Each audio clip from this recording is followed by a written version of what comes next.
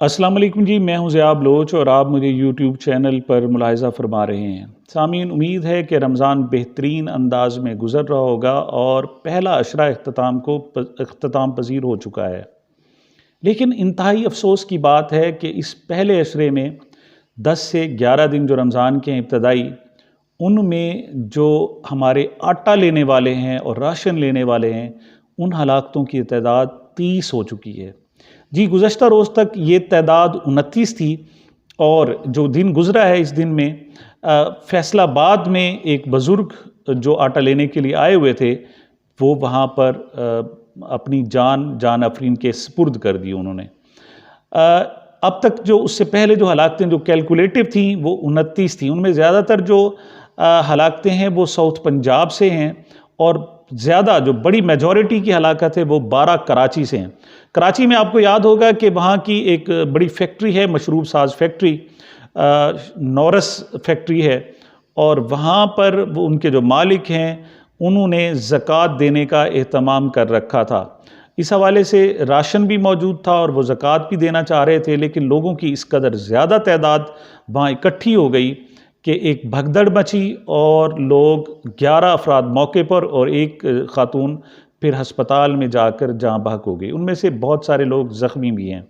उसके बाद किया क्या है कि हुकूमत ने उस फैक्ट्री के मालिक को ही गिरफ़्तार कर लिया है। ये इंतहाई अफसोसनाक बात है कि मालिक ने क्या चाहा, यही चाहा कि वो दुखी इंसानियत की खिदमत करे और वो उनको लोगों की मदद करना चाहता था। ऐसे आलम में उसको गिरफ़्तार करना, हालांकि ये जो रोटी है, बुनियादी तौर पर रोटी कपड़ा मकान के नारा लगाने वाली सिंध हुकूमत है और कराची में सिंध हुकूमत है, उनकी पीपल्स पार्टी की हुकूमत है, तो इस लिहाज से मैं कहता हूँ कि रोटी कपड़ा मकान ये पीपल्स पार्टी का नारा है।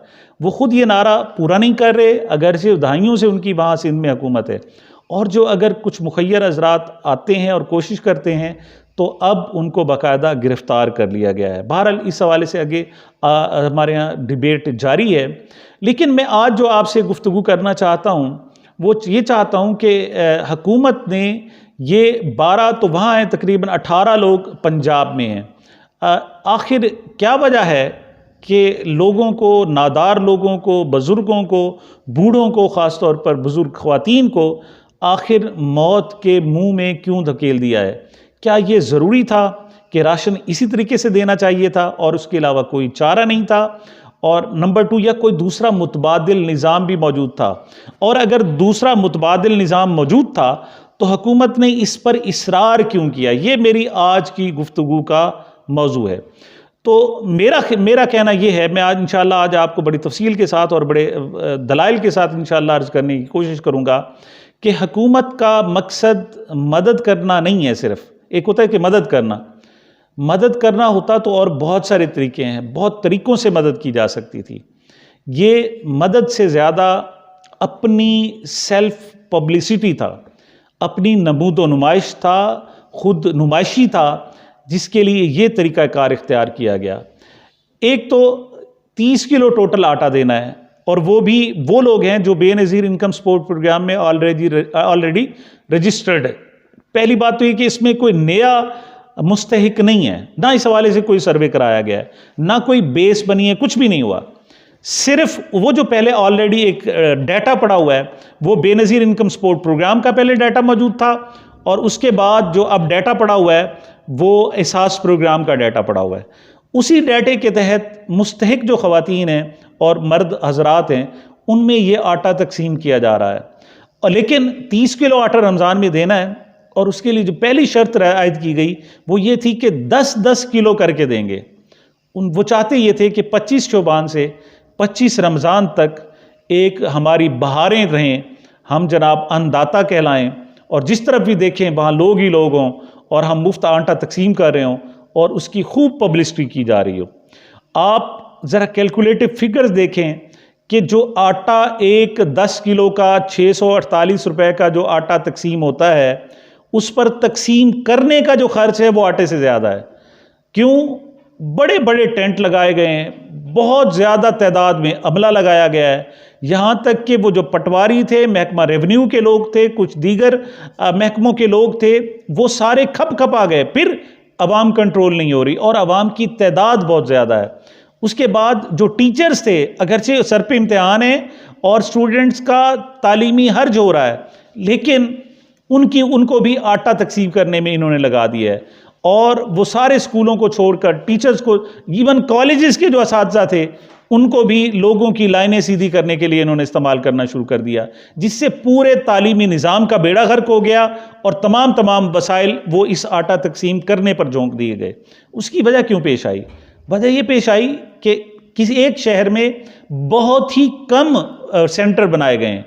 मकसद ये है कि लोग बहुत ज़्यादा हों, वहाँ पर वज़ीर आज़म आएँ, वज़ीर आला साहब आएँ, मिनिस्टर्स आएँ, बड़ी बड़ी तस्वीरें बने और सिर्फ पाकिस्तान में नहीं पूरी दुनिया में जनाब उनका डंका बजे कि वाह जी वाह, नून लीग ख़ास तौर पर और PDM की हुकूमत इतना ज़्यादा जनाब लोगों को तकसीम कर रही है। और ये जब पहले 5 दिन में ही पता चल गया कि ये एक मरतबा भी आटा इस अंदाज में नहीं दे सकते जिस अंदाज में ये देना चाह रहे हैं, तो उस पर उन्होंने कहा जी कि 10 किलो जो लोग ले चुके हैं वो ले चुके हैं, अब जो बंदा लेने आएगा उसको बाकी 20 किलो इकट्ठा दे दिया जाएगा। फिर 5 दिन मजीद गुजरे तो उन्होंने कहा जी इस तरह भी पॉसिबल नहीं है। अब उन्होंने एक स्कीम लगाई है कि वो जनाब जो भी मुस्तहिक आए उसको एक साथ 30 किलो आटा दे देंगे। लेकिन इंतजामात की नोयत ये है कि बड़े बड़े ग्राउंड्स मुंतखब किए जा रहे हैं, हज़ारों की तादाद में लोग आ जाते हैं, सारा दिन वो खड़े रहते हैं और शाम को उनको कहा जाता है कि आटा मौजूद नहीं है। इसकी बुनियादी सबब ये नहीं है कि इंफ्रास्ट्रक्चर नहीं है, मैं अभी साबित करूंगा कि नहीं, अगर ये चाहते तो मुतबादिल तरीके से भी ये दे सकते थे, लेकिन उससे लोगों को कैसे पता चलता? अगर खुदा न खास्ता इलेक्शन हो जाते हैं, जैसे गवर्नमेंट चाह रही है, पंजाब के इलेक्शन हो जाते हैं, तो ये कैश कैसे कराते? फिर तो लोगों को पता ही नहीं चलता।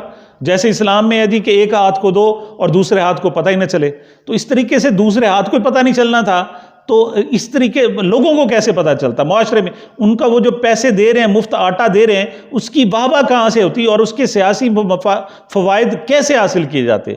ये सिर्फ सियासी फ़ायदा हासिल करने के लिए हमारे 30 से ज़ायद लोगों की अब तक जान जा चुकी है। दूसरा तरीकाकार क्या था? जैसे कि तहरीक इंसाफ वाले भी कह रहे हैं, वो कह रहे हैं जी कि आप, उसके 2 तरीके बता रहे हैं वो ये कह रहे हैं कि आप टारगेट सब्सिडी चंद लोगों को देने की बजाय आप आटे की कीमतें कम कर देते, ये सारी सब्सिडी डिवाइड हो जाती और सबको मिलती और आटा ज़रा सस्ता होता, लोगों का रमज़ान अच्छा गुजर जाता। एक पहली बात। वो कहते हैं कि अच्छा चलें, आपने अगर जनाब सब्सिडी देनी थी तो आप, जैसे आप बेनज़ीर इनकम सपोर्ट प्रोग्राम के तहत उन लोगों को पैसे दे रहे हैं, वही पैसे दे देते आप। मतलब 1800 रुपये ही देने हैं ना, 3 थैले हैं, 600 रुपये का है, 2000 रुपये देने हैं, तो 2000 रुपये आप ऑलरेडी दे रहे हैं, तो ये 2000 रुपये का आप उन्हें आटा भी दे रहे थे, तो इस आटे को आप नकदी की शक्ल में देते, एक किस्त ज़्यादा दे देते कि जी आपके एक किस्त ज़्यादा आ रही है, बैंकों से ले लें, किसी को कोई तकलीफ ना होती। आराम से लोग 2000 रुपये लेते और उससे आटा खरीदते या अपनी मर्जी की कोई चीज़ खरीदते। अच्छा, अब बिल फर्ज जनाब मैंने मान लिया, तस्लीम कर लिया कि नहीं जी उनको आटा देना ही ज़रूरी था, इसके अलावा दुनिया में कोई और चारा है ही नहीं, तो आप आटा दे देते। ये जो आटा दे रहे हैं कोई अनोखी बात थोड़ी कर रहे हैं आप, ये ऑलरेडी लोगों के नाम रजिस्टर्ड हैं और आप यूटिलिटी स्टोर्स के ज़रिए उनको ऑलरेडी कम कीमत पर आटा दे रहे थे।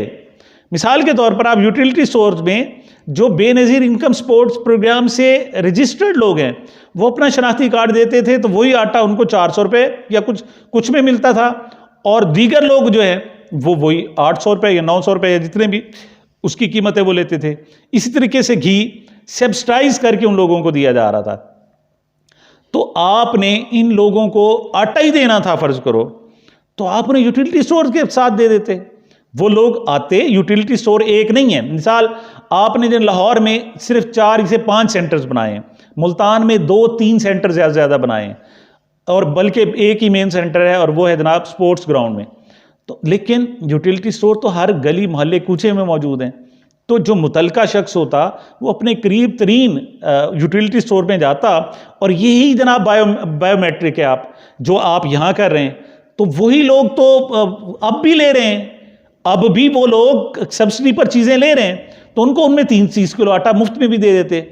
लेकिन आपने कहा कि नहीं, इससे हमारी वाहवाह नहीं होगी, हमें कौन जनाब दाद देगा। आपने सिर्फ अपनी ज़ाती सियासी फ़ायदे के लिए अपनी खुदगर्जी के लिए और अपने आप को फिरौन साबित और रऊनत साबित करने के लिए कि जी वाह जी हम तो अन्नदाता हैं, देखें जी हम लाइनों में खड़े करके लोगों को आटा दे रहे हैं और रात तक दे रहे हैं। आपने सिर्फ खुद नुमाइश के लिए 30 लोगों की अब तक जान ले ली है। और मुझे हज़रत उमर फ़ारूक रज़ी अल्लाह ताला अन्हु का कौल याद आता है कि अगर फुरात के किनारे एक कुत्ता भी भूख से मर गया तो हुक्मरान से उसका पूछा जाएगा। लेकिन ये कुत्ते नहीं हैं जो मर रहे हैं, ये इंसान हैं, पाकिस्तानी हैं, पाकिस्तान के शहरी हैं, बल्कि बुजुर्ग तरीन शहरी हैं। और कितने शर्म की बात है कि हमारे सूबाई वज़ीर आमिर मीर साहब, हामिद मीर साहब के जो भाई हैं, वो बड़ी ढिठाई के साथ, बड़े शर्म के साथ, वो जनाब बेशर्मी के साथ कहते हैं कि जी ये जो लाइनों में मरे हैं ये दब कर नहीं मरे, हार्ट अटैक से मरे हैं। जी हार्ट अटैक से ही मरे हैं। अब भी यही कह रहे हैं कि हार्ट अटैक से मरे हैं, जब आपने उन्हें घंटों लाइनों में लगा दिया और उनकी उम्रें 70, 72, 75 साल है, तो फिर वो उन्होंने इसी तरीके से मरना था। उसके लिए फरिश्तों की कोई अलग तरकीब नहीं होनी थी, हार्ट अटैक से ही मरे हैं। और इनकी जिम्मेदारी आप पर होगी। अल्लाह ताला आपसे पूछेगा कि आपने 30 जो लोगों की जान ली है और अब भी वक्त है कि अब इसको चेंज कर दिया जाए। जो भी बाकी लोग रह गए हैं उनको कहें यूटिलिटी स्टोर से आकर अपनी बायोमेट्रिक करवा कर वहाँ से मुफ्त आटा ले जाएं। इससे आप जो 30 बंदे मार चुके हैं, अभी 2 अशरे बाकी हैं, मज़ीद 30 ना मारें। ये मेरा और कौम का आपके लिए मशवरा है। इसको ख़त्म करें और लोगों की मज़ीद जान ना लें, वरना आपको आखिरत में तो जो भुगतना पड़ेगा। पाकिस्तान के जो अवाम हैं वो भी आपको ये याद रखेंगे। अब वो ज़माना है नहीं कि लोग भूल जाएं।